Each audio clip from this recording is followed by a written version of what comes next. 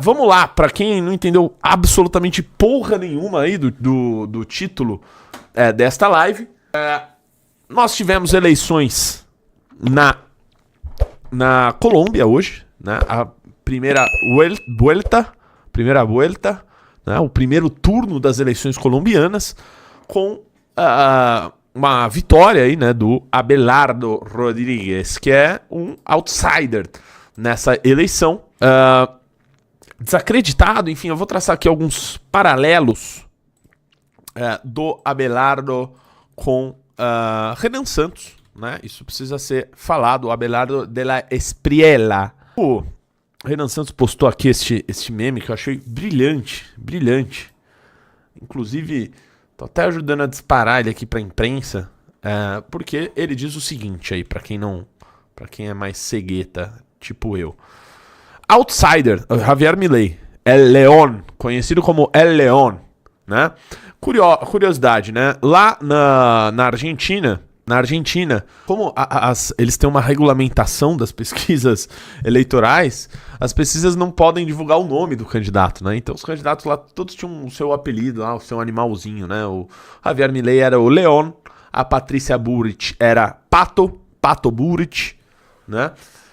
Bem, o León venceu as eleições, desacreditado pelas pesquisas, desacreditado pelo sistema, tinha um felino como símbolo, venceu as eleições. E agora é a vez de Abelardo de la Espriella. Outsider, desacreditado pelas pesquisas, nem todas, e nós vamos falar sobre pesquisas nessa live.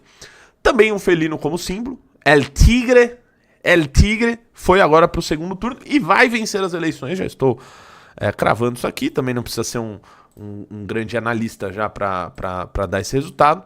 E agora, no Brasil, em outubro, um outsider, né?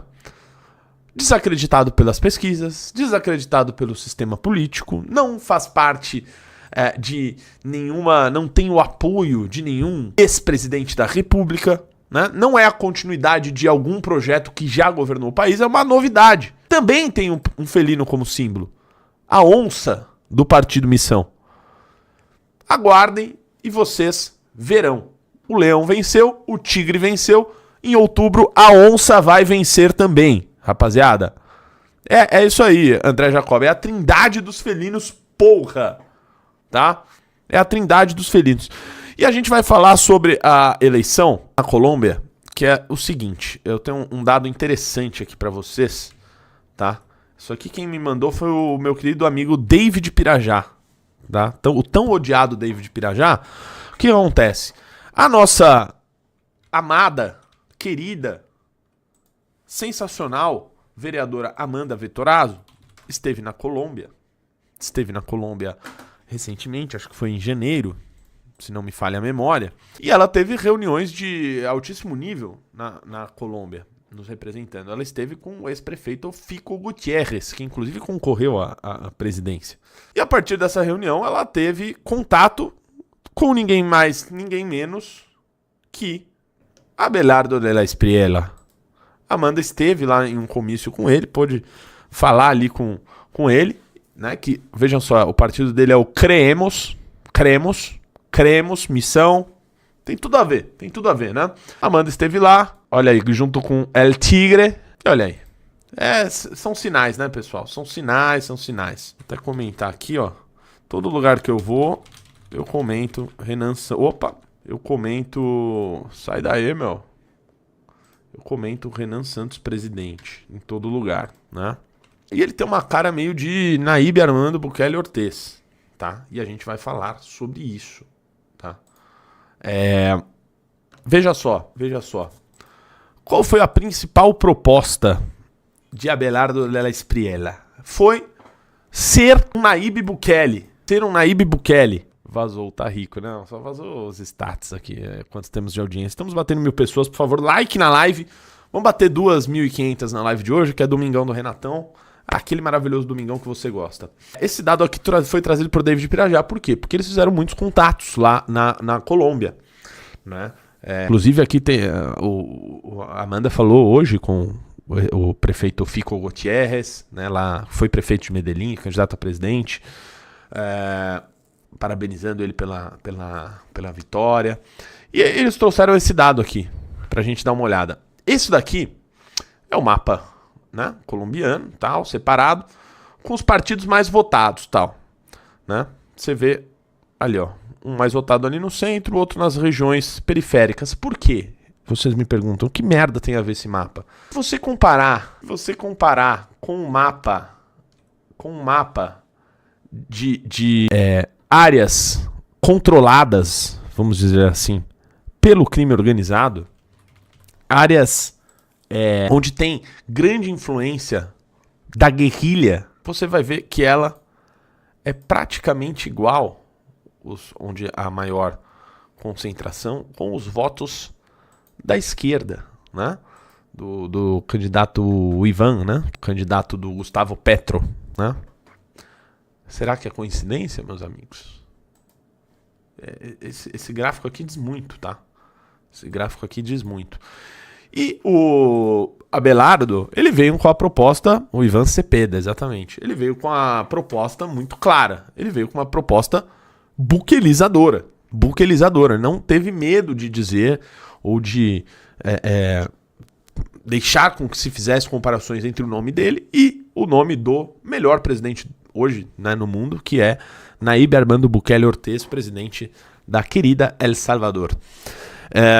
Então ele veio com a proposta de construir megapresídios. Ele disse que vai construir 10 megapresídios. 10 megapresídios. Eu fico sempre pensando se não dá para juntar e, né, fazer menos e maiores. Mas ele, focando aí no método buquelizador, vem falando de mudança de legislação penal, de prender vagabundo, de mega cárceres, né?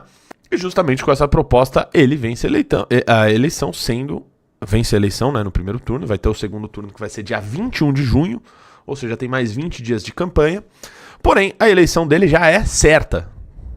Calma, vamos refazer a frase. A eleição dele é muito provável, ok? Muitíssimo provável. Por quê? Abelardo teve 43, quase 44% dos votos. O Ivan, 41%. Né? Vamos ser generosos aqui com esse 40,9%. Em terceiro lugar ficou a Paloma Valência, que era apoiada pelo ex-presidente Álvaro Uribe, né? Também com uma proposta à direita. Né? E a Paloma, né, conforme já tinha se comprometido no período eleitoral, o próprio Álvaro Uribe apoiaria, né, quem fosse ao segundo turno contra o candidato governista. Ela teve quase 7% dos votos. Aí você me pergunta, pô, Renato, a gente faz uma conta aqui de mais 7%, mais 44%, a gente está falando de 51%. Né? O candidato que ficou em quarto é o Sérgio Fajardo, teve 1 milhão de votos, acho que foi algo em torno de 3%, ele provavelmente não declare apoio a nenhum dos dois. E tinha também um quinto candidato aí que fez 0 alguma coisa. Partindo aqui da continha básica, ele é o favorito a vencer. Porém, né, isso já ocorreu em outras eleições, inclusive na eleição que o Petro virou presidente, de que o primeiro colocado e o terceiro tinham, né, juntando ali uma maioria para vencer as eleições. Porém, sempre tem aquele sujeito que olha para a eleição do segundo turno e fala, meu amigo, eu vou viajar, dane-se, etc. E por causa das abstenções, eles acabaram perdendo. Então, há uma possibilidade sobre isso. Porém, o que me parece do ânimos colombiano é de que o Abelardo de la Espriella parte para uma eleição muito tranquila. O Roberto Virgílio diz, a Atlas errou, você está bastante enganado. Porque é justamente sobre isso que eu vou falar. Aqui está o pronunciamento da Paloma, rapidinho. Por su impresionante y extraordinaria victoria, que deja claro que Colombia no cae, no caerá en las manos del comunismo ni el neocomunismo que representan Cepeda y Petro. Su voto es la expresión de los colombianos hastiados por un gobierno corrompido, por un gobierno inútil, pero sobre todo por un gobierno complaciente con los violentos.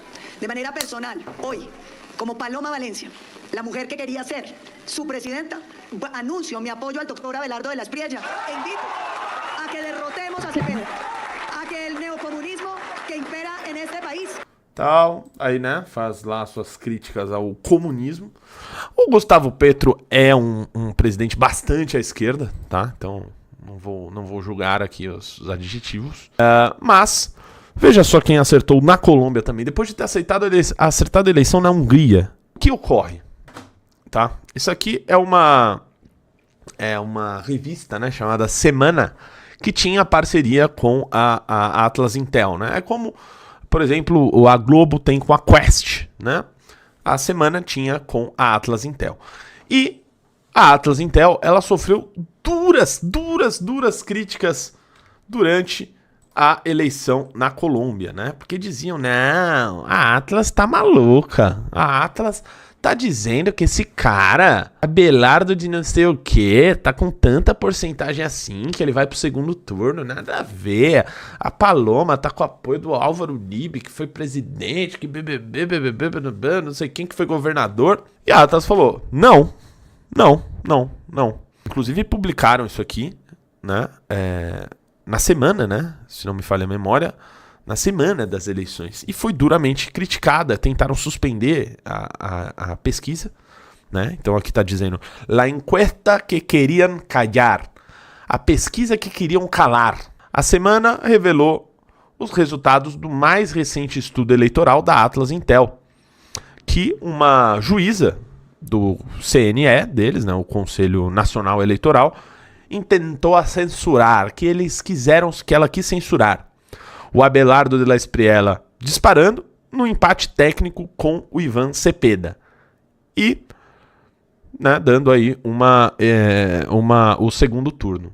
O que ocorreu é, a Atlas foi o instituto que mais acertou a eleição na Colômbia. Porque soube medir este fenômeno que estava sendo o do El Tigre Abelardo de la Espriella. Entendeu, meus amigos? Entenderam do que se trata? E aqui está o agradecimento do Andrei Roman, né, o CEO da Atlas Intel. Gostaria de agradecer a Gabriel Gilinski e a Cid Lancheiros. Ó, essa aqui é familiar meu, é família Lancheiros. E a toda a equipe da revista Semana por se associar à Atlas Intel neste ciclo eleitoral. Muito criticada por sua agenda editorial, a Semana merece reconhecimento por informar com veracidade seus leitores e por seu compromisso com a independência midiática e o debate democrático. Muitos meios de comunicação tentaram usar as pesquisas para manipular a opinião pública em favor de um candidato específico. A Semana não foi um deles, né? E aí, né? Depois vocês leiam lá os comentários dos colombianos. Seguimos o tracking e foi impressionante a certeza, total credibilidade. Você vê lá os colombianos lá falando sobre a Atlas. O Andrei até colocou: queridos colombianos, Atlas Intel sempre les dijo la verdad. A Atlas Intel sempre disse a verdade a vocês. E acertou bem acertado. Olha só. Aqui, ó. Tá aqui, ó. Da última Atlas. Dia 30. Ontem. 42% para Abelardo de la Espriella. O Abelardo teve 44%. 43,9%. Porque ocorre aquele fenômeno, né? Vocês entendem muito bem. De voto útil, né? Então, os eleitores da Paloma, alguma parte deles acabaram fazendo o voto útil para o Abelardo aí no último dia. Foi a pesquisa que mais acertou, e já está dando aqui que na segunda volta o de la Espriella já tem vantagem aí muito grande. Então acertou mais uma vez a Atlas Intel em mais uma eleição em outro país. Isso aqui, meus amigos, isso aqui é credibilidade internacional, tá? Isso aqui é credibilidade internacional. Quem faz pesquisa no mundo inteiro não se vende a partido político, né? Não se vende a emissora, não se vende a empresa, entendeu? Seguia primeiro pelos princípios que regem aquela pesquisa, aquele determinado tipo de pesquisa, e manter a sua credibilidade perante o mundo, né? E é justamente por isso que a Atlas Intel é tão bem conceituada no mundo inteiro. E como vocês sabem muito bem, é a pesquisa que tem mostrado o efeito Renan Santos, que não está sendo, colocado por alguns veículos de imprensa, né, que tentam esconder a todo custo o que eles veem sobre Renan Antônio Ferreira dos Santos, o próximo presidente do Brasil. Haja vista a pesquisa que saiu essa semana, que foi a pesquisa Atlas do Rio Grande do Norte. Fizeram uma pesquisa lá para governador e para presidente no Rio Grande do Norte. É curioso, tá? Primeiro ponto. Que se você for ver outras pesquisas do Rio Grande do Norte, como vocês sabem, eu sou um cracudo de política, né? Eu tenho visto que as outras pesquisas que são feitas no Rio Grande do Norte têm dado vantagem principalmente à oposição, né? Acho que a oposição tem 2 candidatos lá, a governador, e tem colocado ali o governo meio de lado, né? O PT meio de lado. E eu sempre achei isso bastante esquisito, tá? Eu sempre achei isso bastante esquisito. Por quê? O PT é muito forte no Rio Grande do Norte. É muito forte no Rio Grande do Norte, tá?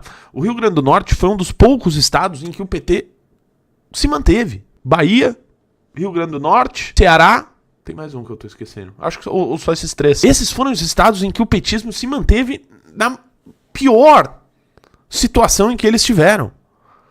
Então, quando eu vejo as pesquisas dizendo que não, o petismo ali no Rio Grande do Norte tá, né, muito fraco, tal, pode até ser que perca, tá? Pode até ser que perca. Mas estão no mínimo. Piauí também, verdade, o Rafael lá, né? O Rafael Fonteles. Estão dizendo que não, que vai tomar uma surra, que não sei o que não aparece nem no top 3. Falou, olha, isso é muito estranho. E a Atlas Intel veio com aquela verdade chata de se dizer, tá? Primeiro, o Lula está em primeiro lugar no Rio Grande do Norte. O Lula está em primeiro lugar no Rio Grande do Norte, pessoal. Isso aqui pra mim era muito óbvio isso. Pra mim era muito óbvio. Deixa eu pegar aqui o resultado completo. Aqui, ó. Atlas Intel, Rio Grande do Norte. Aqui, né? Lula quase 60%, tá, pessoal? Quase 60%. Quase 60% no Rio Grande do Norte. Esse resultado aqui, por mais chato que ele seja, por mais que alguns não queiram, né, ouvir, me parece mais próximo do real. Me parece mais próximo da realidade no Rio Grande do Norte, tá? Lula 58, Flávio 28, Renan Santos 7,5. O Ronaldo, os outros aqui sequer aparecem direito, mas era algo em torno de 2, o outro com 1. O Renan Santos encostando, né? Diminuindo para o Flávio Bolsonaro. Até para governador, eles colocaram o governador do PT lá em primeiro lugar. Isso é, às vezes, chato de se dizer, né? E aqui a pesquisa por mesorregião, né? Então separaram lá o Rio Grande do Norte. E olha só que dado interessantíssimo. No Oeste Potiguar, Lula tem 73, Flávio tem 20, Renan Santos 4,1. Atrás dele o Caiado 0,2, Zema 1,5. O resto, né, nem aparece. No Agreste e no Leste Potiguar, Lula 53, Flávio 39,5, Renan Santos 3,6. Atrás dele, Caiado 1, Zema 0,8.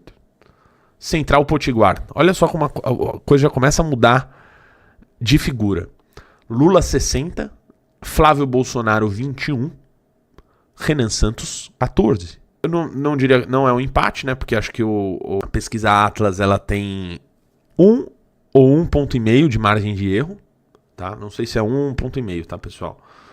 E já é possível dizer que há um empate entre Renan Santos e Flávio Bolsonaro. Lula 51,6, Flávio Bolsonaro 17,9. Se a gente for considerar 1,5 ponto de margem de erro, eu preciso conferir se é 1,5 ponto ou 1. O Flávio Bolsonaro pode ir de 16,4, né, de 16,4 até 19,4, certo? E Renan Santos pode ir de 14,3, perdão, a 17,3. Portanto, dentro da margem de erro com Flávio Bolsonaro. Esse número me deixa especialmente emocionado e contente aqui, feliz. Isso não tem nada a ver com Ezembelli ou qualquer coisa do tipo. Isso tem a ver com Renan Santos, que foi algumas vezes, né, para o Rio Grande do Norte e tal, vencendo, né, já chegando já em Flávio Bolsonaro em uma capital no Nordeste. Isso é muito significativo. Isso é muito significativo, pessoal. Estamos chegando. Esse é um resultado que é um marco aí. Nosso primeiro empate em uma cidade com a candidatura do Flávio. Primeiro de muitos. Isso só vai aumentar.